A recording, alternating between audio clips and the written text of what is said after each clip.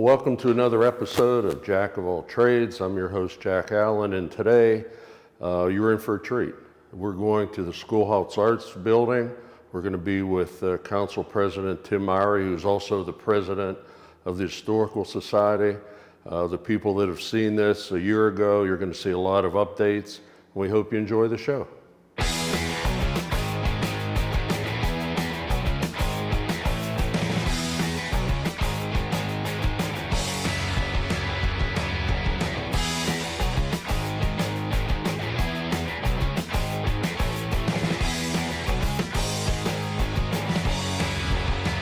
All right, so I'm with Tim Mowry. Mowry is the president of the Historical Society, and Tim is also the president of Bethel Park Municipal Council.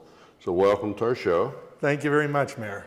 So it's been over a year since the last update from the Schoolhouse Arts, so we thought we'd give our audience a chance to see what else is new, what wasn't here last year, what your plans are in the future. So welcome to the show. Thank you very much, Mayor. If you can just give us a little update of the projects you may be working on. Okay, I'll say the first major project we started in August of 2022 was redoing the staircase upstairs. Our mission from the Historical Society perspective is to return the building to what it was in 1917 when the building first opened. So we were able to, over the last year, redo the staircase going upstairs. Skip Hornack is our master craftsman who really engineered it with Scott and Jim Hokie and a lot of other people that were there helping him out. But we wanted to make sure that the building resembled what it looked like back in 1917. So it took us nearly a year to get the stairs done, but we replaced all the stair treads and got it painted and stained, and it's back to what it was originally in 1917 when the building was open. Okay. And on the second floor, what kind of tenants you have up there, or what is exactly on the second floor? The second floor, we have the Bethel Park Community Foundation Auditorium, and that's where we're holding most of our speaker programs. We also have a couple tenants. Julie Renee Photo is a new tenant that recently moved in. John Del Monte has a studio he's been in the building for a number of years now. We're also working on a little museum upstairs which will highlight historic artifacts from Bethel Park as well as just things from years past. Okay, and speaking of artifacts from Bethel Park, how do you come upon the artifacts that you have here? Could people get involved? You're always looking for something? Yeah, anytime anybody has anything, either relative to the community or just relative to the region, reach out to us. We do a lot of promotional activity on Facebook. We are here Tuesdays and Thursday nights from 5:30 to 8. That's normally our work times. And if you have something you'd want to drop off, feel free to do so. Okay, and do a lot of people drop things off? We really do get a lot. I don't want to say almost every week, but a few times a month. We had a resident, Tom All, drop off some newspaper clippings from Pearl Harbor and also from the flood in Pittsburgh. And then we have people drop off maybe old military uniforms and memorabilia. Things if you're cleaning out your house, you kind of don't know what to do with it, but you want to put it someplace where it's going to be preserved. So reach out to us or come stop on a Tuesday or Thursday evening. We're always here doing something. Okay. And you keep all the items in storage. And how often do you update them? Is that a regular process also? Yeah, we're getting into the process. Is kind of the building is now it's never going to be finished, but maybe to a point where we can have it open to the public. Our goal is to rotate the memorabilia and things we have between the military museum, pictures on the wall, the museum upstairs, the Miners Museum, just to rotate it around so when you come in maybe every month or so, everything may be a little bit different. Mm-hmm. So you do have, in the building itself, you have different sections that highlight, like you said, the military, which we'll be taking a look at that in a little bit, but you also have the miners. Now, the one upstairs, the new one, the community one you were talking about, what exactly would you find in that one? You would find artifacts from Bethel Park. As an example, we have a picture of the high school campus back when it opened in 1959. We have Dean Streeter, his chalkboard, where for many years that's how he worked out the programs for the marching band, as well as old typewriters and just old memorabilia that are relative to Bethel Park, but maybe to the area in which the building originally opened. Okay. Now that's, you mentioned the people that have offices or rooms on the second floor. What will we find on the first floor? First floor, we have obviously Reginald's. Matt and Julie opened a few years ago, and that's probably our biggest draw to the building. The other three rooms where we generate most of our revenue it's a party venue. If you're looking to have an event or a function, Okay. we rent out. You can do 1, 2, or 3 rooms. We have not a full serve, but we have a kitchen available. But our goal is to keep the first floor open to have different functions, and it'll be open for the public, as the museum, and they can walk through the building. Okay. And I guess the next project or the big project that you're working on now is the fire escape. So just give us a little background on that. Yeah, we had it evaluated probably 3 or 4 years ago, and we came to the determination. We work with Mark Edelman, EPM Architecture, who's been a godsend for us. He's the one that kind of manages the projects for us and the grants. But we had it evaluated, and it was either to fix it up or to replace it. It was more cost effective to replace it. So we work with our state representative, Natalie Mihalik. And at the time we secured a $100,000 grant, we felt that would cover the cost of the new staircase. And we wanted it replicated what was originally there. So we did bid it out, and unfortunately it came in at about $130,000. So we have a shortfall right now. We're working on coming up with to bridge the gap for the new staircase. And I'm happy to say so far to the $30,000, we've raised about 16 through events, through donations, through fundraising. We had a bingo fundraiser, which we're planning another one, and hopefully before the end of the year. The Murdoch family was generous to donate. The Bethel Park Lions Club was donated, and we also sold steps where probably 30 community people sponsored a step, and we have 2 landings, which we also sold. So we're trying to, be self-funded, and our goal really is to make the building sustainable long-term and pay all the utilities and the maintenance and upkeep. Okay, other than the fundraisers you have, how can people donate to the Historical Society? We are a registered 501c3, and I want to be clear up front that every dollar we collect goes to the building. We don't have any paid staff. All the work, with the exception of the electrical, drywall, and plastering, we contract that out, but everything else you see completed in the building is done by volunteers. As I mentioned, we're a 501c3, registered nonprofit. We're audited every year, and people can donate directly to us. Okay, and how would they do that? Do you have a P.O. box? Or? You can mail it to the Bethel Park Historical Society, 2600 South Park Road in Bethel Park. Okay. Now, talking about some of the people that have helped over the years, I know that John Oakes at All Pro Plumbing has done an unbelievable job. In fact, if you can let us know a little bit about the bathrooms, the new bathrooms. I was downstairs a few years ago, and it looked like it was a factory down there, because it was built in 1917. So John and his group, I guess, redesigned the bathrooms. If you can talk a little bit about that. Yeah, John Oakes is one of our many volunteers of All Pro Plumbing. Countless hours, and not only for the plumbing, he's working on installing the bathroom, and we're hoping to have that completed sometime this summer. Also spent a lot of time, you may have seen him digging in the side and backyard. All the downspouts are now tied into the storm source system, which help alleviate any water type problems we have in the building. And of course, there's always issues on a day-to-day. And of course, we had to call them this past weekend to come. We had an issue with one of the air conditioning units wasn't working, so he was more than grateful to be able to send somebody out. Yeah. So needless to say, if it weren't for the volunteers, most of these projects would either not be done or you'd have to find money from another source. Absolutely. We have a great core group that meet here on Tuesday and Thursday nights between 5:30 and 8. We have nearly 100 members of the Bethel Park Historical Society. If you're interested in learning more, we meet the last Sunday of the month at 1 o'clock in one of the rooms in the building.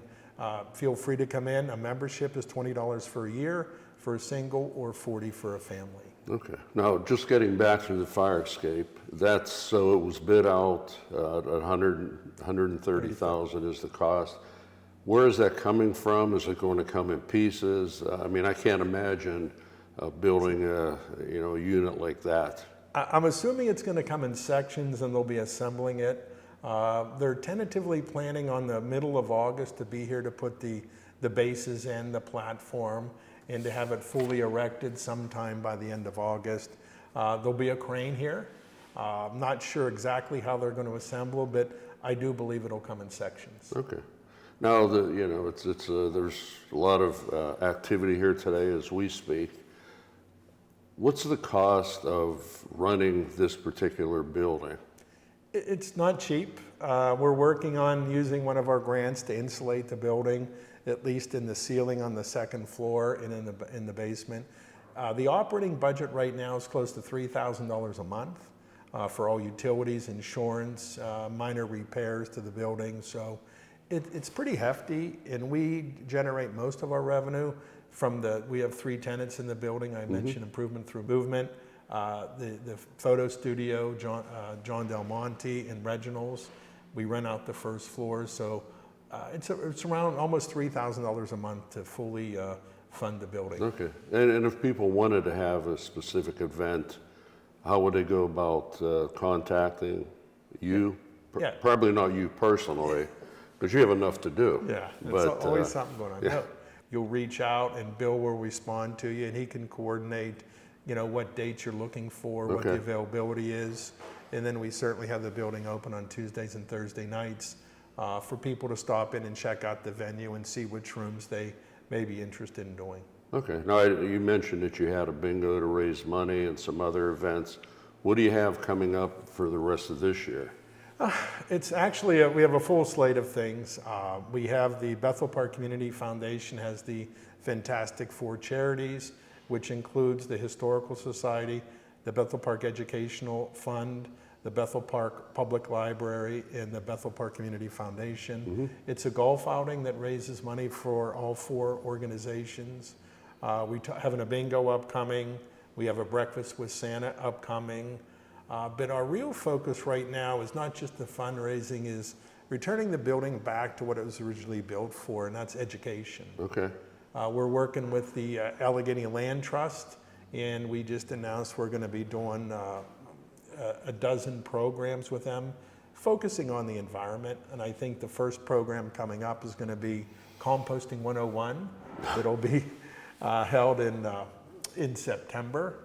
And the cost of that was underwritten by the Dr. Tim Campbell and his family foundation underwrote the cost to have the program. So our goal is to create a lecture series. We have Dick Jewell coming, a Bethel Park grad. He's going to talk about the assassination of JFK. We had Warren Merritt this past spring to talk about the history of coal mining in the area. So we're working together on putting more programming in the building to bring more people in. It's all free of charge, and if people want to donate, they can feel free to do so. Okay.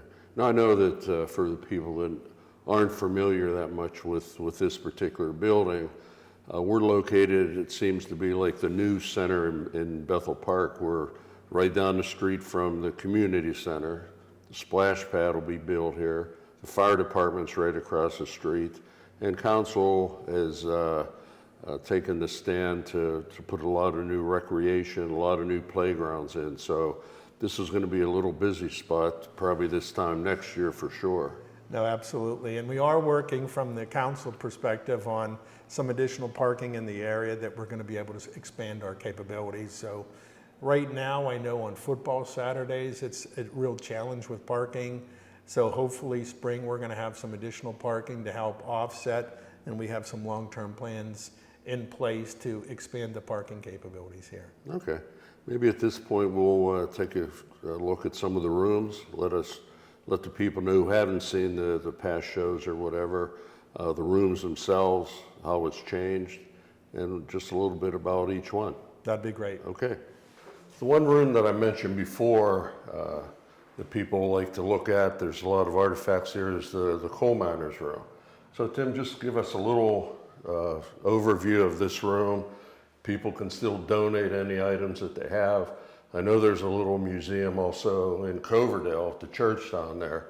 So just guide us through this. Now, since coal mining was such a big part of the growth and development of Bethel Park, we really believed that we needed to have a place for people to be able to memorialize both the Molinar and the Coverdale mines. What you see here today is artifacts that have been donated over the last probably 7 years from local residents regarding, there's a original site layout of the Coverdale properties of all the homes. There's some script from the Coverdale Company store. We have some pictures from the Molinar mine, which was located, the building was located currently where the garage is at the corner of Milford and Route 88. Just a lot of different memorabilia from the era, and we were always told that you needed a lump of coal for any mining museum, so we had a resident whose family worked in the mines actually donate a lump of coal to us. That lump of coal is a little bit larger than someone would see on Christmas morning. I think that's what I got in my stocking, by the way, a few years. So John Pape donated that to you. Yes, he did. Okay, now we're in the military museum, which to me this is the best room in the whole building. And I see that it's updated on a regular basis. So just give us a little idea of what we're looking at here, Tim. Okay, we have things back. We have your bugle from the Revolutionary War to uniforms up to some of the current conflict. And once again, when people are cleaning out their house, they don't know what to do with it. We're constantly getting donations. And our goal really is to expand and rotate to make a little bit different every time you come in. All right, we're in the final room. This is on the top floor. This is a community room. The military has a lot of artifacts in. This one seems to be growing. So just tell us a little bit about what kind of items that you have in here. Yeah, we really started based on the collection of what people donated with a lot of artifacts from Bethel Park, the history, and then just a lot from the era going back to when the building was originally open. As I mentioned earlier, we have a picture of the high school campus when it was first opened. We have a number of typewriters, and it's kind of interesting when a lot of the kids come in, they're like not knowing what this is because today they're so used to the computer. George Pokerjack, a longtime fireman, we have his uniform, and just a number of different things from the era and from the community that people have donated. Okay.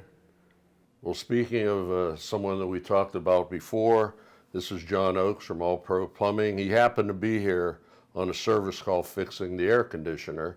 So I asked him if he'd come down and just give us a little a view of what the project they're working on. Now, we're in the basement right now, and this is where the bathrooms are going to be. So just tell us a little bit about this project. So originally, these bathrooms had just a few toilets, and they were almost stacked on top of each other, and the ceilings were a very low height. So what we were able to do is we actually dug the basement floor out to gain about 2 feet of headroom, and then to bring it up to code, we now have a men's room, a women's room, and a family restroom to change children for families, etc. So now everything's up to code, brand new plumbing and mechanicals and wiring all through the basement. And so that we have extra bathrooms and facilities when we have banquets and we rent out the hall. Okay. So right now, I was told, you were telling me that we're actually standing in the new ladies' room. Yes, so right now we're in the new ladies' room. We dug up the floors and put all new mechanicals underground and above ground and made it just a lot more spacious, where before there was ultimately no room for bathrooms. The schoolhouse from 1917 and then on, they would bring down groups of children into the same bathroom. So now we have it spread out and more modernized. Okay, and we're looking at just the studs for the walls. How long do you anticipate this project? So we have all the mechanicals and wiring and plumbing and HVAC. And the next step would be we received a grant for insulation. Once all the grant documents go through, we'll be able to insulate all the walls and then move forward with plaster, drywall, and then our finishing touches, flooring, etc. Okay. Well, thank you for stopping by today. All right. To give us a little bit of information on the bathrooms in the basement. Thanks, Mary Ellen. Thanks, John. Yep. Well, having just seen the new bathroom section, we walked through a large maze to get to the other side of the building. So, Tim, where are we now, and what's the plans for this room? We're in what we want to call the future party room. This is the last classroom in the basement of the building that we're going to be working on hopefully over the winter, that we're going to turn into a kind of a party type room that you'll be able to rent it out. We have a lot of ideas. We've had a couple people we've spoken with about potentially do some microbrew training here, buying some equipment and potentially making a club. We've checked with a few brewmasters that are local residents that are really interested in coming and helping. And I think the next step will be walking outside, and you can see what we have planned to complement this room on the outside. Okay, so this is actually the last project, and then the building. I mean, I know it's an ongoing process, but this is the last building or the last room that needs to be totally redone. Yeah, this is the last before picture. We always like to bring people down to put in perspective of where the building was and where it is today.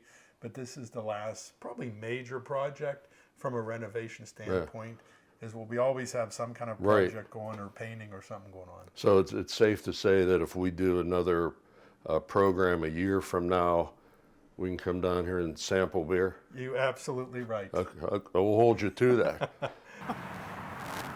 Okay, we're standing outside the schoolhouse building now, and as you can see, there's a lot of construction.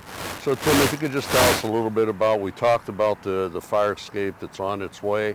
If you can just let us know what we're looking at here, where it's going. Yes, it's going to really replicate what was there originally in 1917. As you can see, the doors, it'll be the first level. These two doors will be able to access.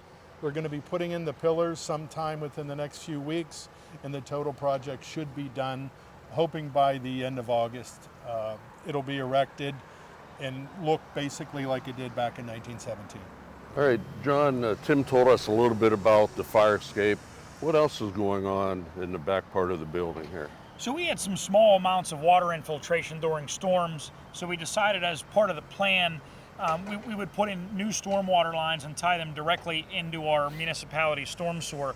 So as part of this project, we tied all the exterior gutters and downspouts into our storm sewer, as well as we added some new stairs and basement entries to two of our areas of the schoolhouse. So what we did is we added drains to them, and then we added a main storm line system, so it takes all that storm water and ground infiltration to the appropriate places. Okay, we're standing on the space where the new patio will be, and as you can see right behind us is going to be our gem of Bethel Park, which is the splash park. So Tim, let us know where we're at, what we're looking at, and what can we expect from the park.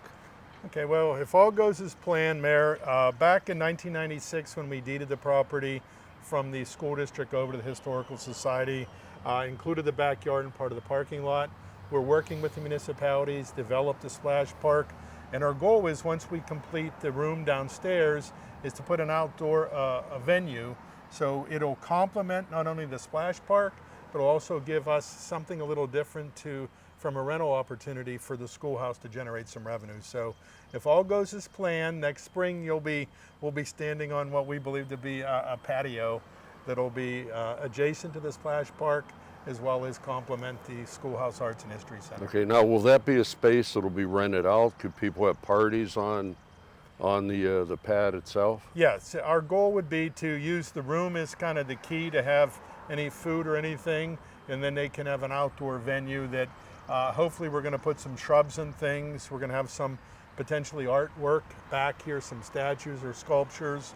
We're really trying to finalize the plan, but the real goal is to develop an outside venue to really accent and add to what we have here today at the Schoolhouse Arts and History Center. Okay, that'll be real nice. It looks like you're progressing at a fast rate of speed. Much faster than we ever thought when we started this project several years ago, but the community's been great. Their support is what really makes this happen. working with our state representative, Natalie Mihalik, securing some grants for some of our major projects was really the catalyst of really bringing us to where we are today. Okay. Now, just going back, I wanted to ask you before, how did you get involved in this? I mean, the Schoolhouse Arts or Historical Society has been around for a long time, but it wasn't until you got involved and a few other people got involved that it really started taking off. So what was that period where it was stagnant to where it's going today? I think like any organization, the Historical Society owned the building. The Historical Society, I believe, started in the early 90s and to preserve the preservation of our community. In 96, as I mentioned earlier, when the municipality negotiated with the school district for the Park Avenue School to build a new community center, we worked with the Historical Society to deed this property off. So for many years, it ran fine, but like in any organization, they didn't have a lot of capital infusion. So I kind of got involved in a group. It's not just me. We either need to fix it up or rip it down. Right. And that's when we engaged Mark Edelman from EPM Architecture to really do a full evaluation of the building to make sure it was structurally sound. And from there, we've just had numbers of people that got involved, local businesses, things like that, that have really helped us out. Kiefer has donated the concrete. Pasquini Construction did a lot of our concrete work. EV Hardware is always a huge donor to anything we really need. They help direct us. All Pro Plumbing, Bethel Park Printing. We talked about the American Legion, the Yugoslav Club, the Lions Club. Everybody's really been involved. It's been really a community event. Okay. And if still no one is sure where the building is, if you're driving up South Park Road, it's right behind the trolley that's out front. So if you see the trolley, you see the building. Yes. Okay. Well, Tim, I appreciate you doing this today. It was a great tour of the Schoolhouse Arts building. And I know it's an ongoing process of getting things done. But if the people wanted to come in to see what we've seen today, how would they do that? And if it's limited, what's your plans for them in the future? Yeah, currently, if you'd like to come on a Tuesday or Thursday evening between 5:30 and 8, we're here to take you on the tour of the building. And our goal is, once we get some of the museums completed, that it's secure and safe, that our goal is early 2024 to have regular hours for people to come in and visit. Yep, that would be terrific. Well, thank you very much. Thank you. For being here today with us. Thank you, Jack.